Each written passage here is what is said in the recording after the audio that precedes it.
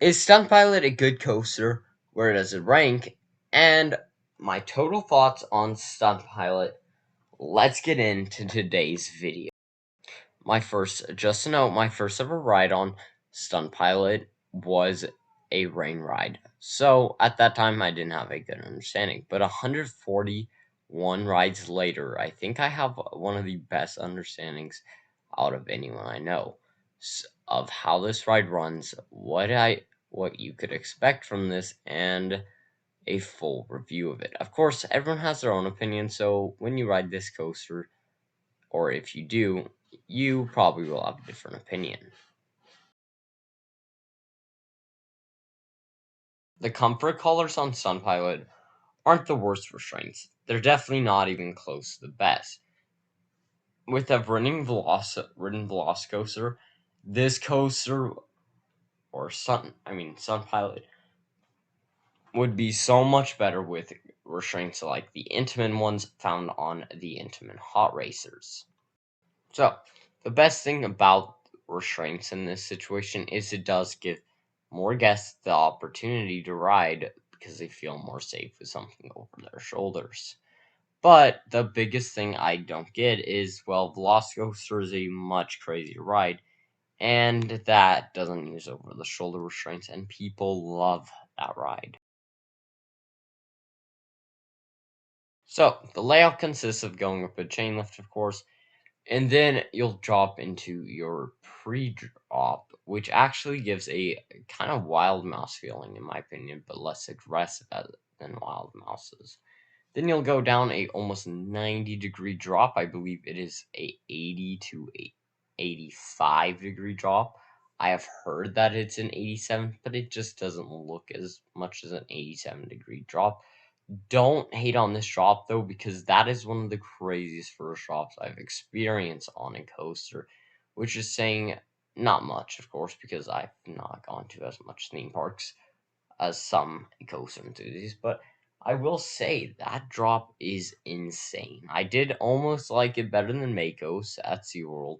Orlando, it is not my favorite drop in the park. Actually, maybe it is, but I do enjoy a different element a little bit more on this coaster, which we'll talk about in a sec. So, the next element is the dive loop. The dive loop is a great follow-up to an incredible drop. I enjoy the dive loop, and it is probably one of my favorite moments in the whole park of any ride you can experience. Definitely one of my personal favorite inversion inversion that a lot of other coasters have. Of course, my favorite inversion I've experienced is the Mosasaurus roll with the dive loop following very closely behind. It doesn't feel anywhere close to Velocicoaster's dive loop, which is a extremely crazy dive loop because that offers airtime in the front row. So I did like Velocicoaster's better, but Sun Pilots feels very graceful. Following the dive loop, you will experience a twisted airtime hill.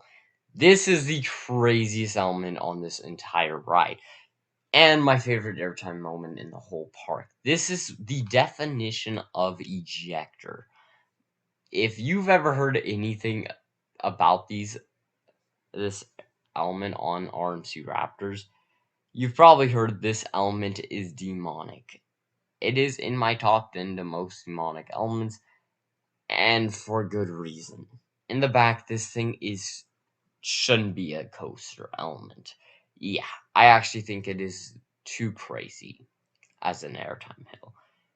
It is very close up there with the most source roll for me on World's Most Demonic Element. So following the dive loop is an S bend. Yeah, so this S bend is demonic itself. After a few rides, I think I would redo my top 10 demonic elements and put this S bend in the spots. If you get a front row ride and and Sun Pilot is running at its greatest speed, there's been moments where I physically could not put up my arm.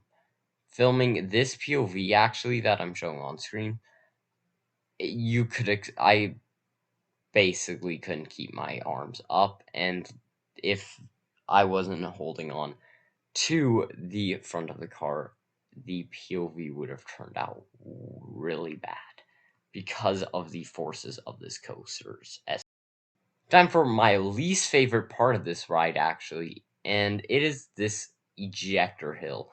That gives a head hitter, but it doesn't feel as much as a head hitter for my 141 rides on this as it used to. My first ever ride was a rain ride, of course, I've mentioned that earlier, but it felt like a head chopper that I didn't even think trimmers could deliver. And then I rode trimmers that same day, and I realized how good trimmers is. But I do think that's the most overrated part of this ride is the head chopper ejector drop. So after this ejector hill, you'll actually go into a cutback. The cutback really just feels like every other cutback. If you actually look on RMC's layout, the layout blueprints, you can actually see them. They call it 180-degree stall, which is fair technically. You could call it that if you wanted. I don't know why, but of course I love RMC.